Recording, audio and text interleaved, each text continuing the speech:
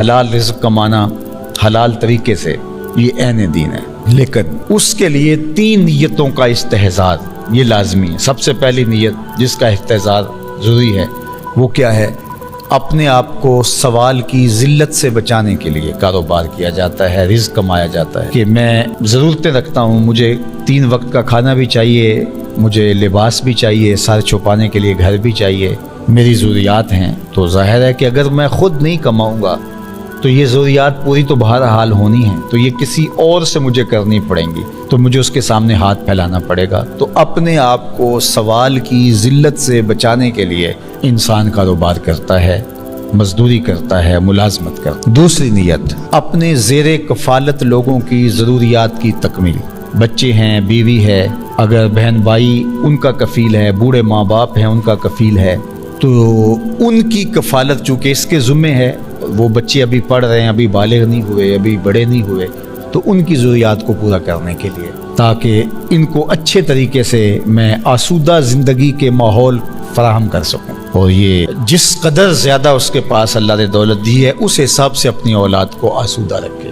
یجب علی صاحب المال ان یوسع علی عیالہ، صاحب مال پر لازم اور واجب ہے کہ وہ اپنی اولاد پر وسعت کرے۔ ایسا نہیں ہے کہ اس کی اولاد بیچاری زندگی کی سہولیات کے لیے ترس رہی ہو اور اس کے پاس پیسے کے انبار لگے ہو۔ تو یہ دوسرا مقصد ہے کہ زیر کفالت لوگوں کی، وہ بیوی ہے، بچے ہیں، بوڑھے ماں باپ ہیں یا بہن بھائی ہیں، تو ان کی کفالت اس کے ذمہ ہے، تو اس لیے کمایا جاتا ہے کہ ان کی ہر طرح کی ضروریات کو جو جائز ہیں میں ان کو پورا کروں۔ یہ 2 نیتیں ہو گئی۔ تیسری نیت، اللہ مجھے میری ضرورت سے زیادہ، میرے بچوں کی ضرورت سے زیادہ اگر عطا فرمائے تو میں معاشرے کے ان لوگوں کی مدد کروں گا جو کسی وجہ سے کمانے کی اہلیت نہیں رکھتے، اپاہج ہیں، کمزور ہیں، کثیر العیال ہیں، بیمار ہیں، بے وگان ہیں، تو ان کے لیے میں کما رہا ہوں، ورنہ میری ضرورت تو اتنے سے پوری ہو جاتی ہے۔ تو یہ کاروبار کو بڑھا کیوں رہا ہوں؟ اس لیے ایک تو کاروبار کو بڑھا رہا ہوں کہ بہت سارے لوگوں کو روزگار ملے گا، ان کے گھر کا چولہا جلے گا،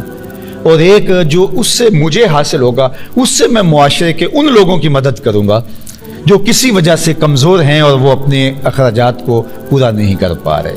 تو اس میں سب سے پہلے اس کے اپنے بہن بھائی آئیں گے، رشتہ دار آئیں گے، ان میں سے اگر کوئی کمزور ہے تو اس کو کھڑا کیا جائے۔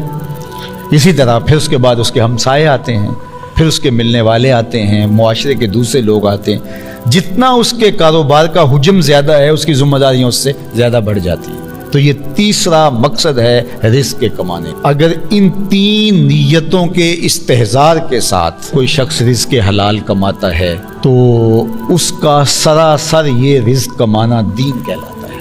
اور اگر نیت چوتھی شامل ہو گئی کہ میں معاشرے میں نمایاں ہو جاؤں گا اور اپنے رشتہ داروں میں تفاخر کر سکوں گا کہ دیکھو میرا گھر تمہارے گھر سے بڑا ہے، میری گاڑی تم سے زیادہ مہنگی ہے، تو پھر یہ چیز وبال بننا شروع ہو جاتی ہے، اگرچہ رزق حلال ہی کیوں نہ ہو۔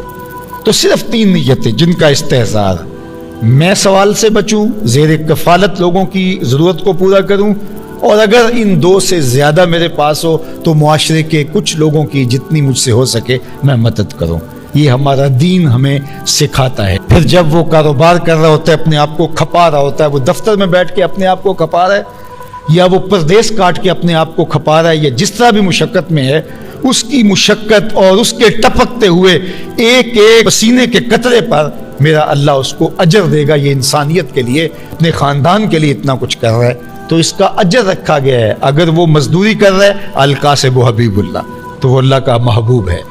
اور اگر وہ تاجر ہے اور وہ وہاں بیٹھا ہوا ہے، بظاہر آسودہ ماحول میں دفتر میں بیٹھا ہے، لیکن دیانت کے ساتھ کر رہا ہے، التاجر الصدوق مال انبیاء یوم القیامہ، سچا تاجر قیامت کے دن پیغمبروں کے ساتھ اٹھایا جائے گا۔ اور اگر ہم خود غرض ہو جائیں اور ہمارا مقصد جو ہے وہ پیسہ جمع کر لینا ہے اور امیر سے امیر بننا ہے، اس کی تو کوئی حد ہی نہیں ہے، کہیں بھی کوئی انتہا نہیں آتی کہ چلو اتنے پیسے جمع کر لیں گے تو اب سکون آ جائیں گے۔ سکون ایسے آتا ہی نہیں ہے۔